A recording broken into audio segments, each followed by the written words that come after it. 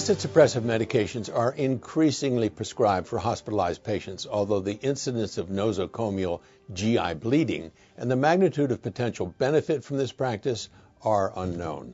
We in cardiology are particularly aware of this issue because of the potential interaction of some acid suppressants and clopidogrel. Now in the archives of internal medicine, there is a report on the incidence of nosocomial GI bleeding outside of the intensive care unit and the association between acid suppressive medication use and this complication of GI bleeding. The researchers looked at the use of a proton pump inhibitor or histamine 2 receptor antagonist in patients admitted for diagnoses, of course, other than GI bleeding, and then measured the incidence of subsequent nosocomial GI bleeding.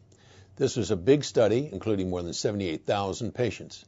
After matching on the propensity score, the adjusted odds ratio for nosocomial GI bleeding in the group given acid suppressive medication relative to the untreated group was 0.3, but the number needed to prevent one episode of nosocomial GI bleeding was 770.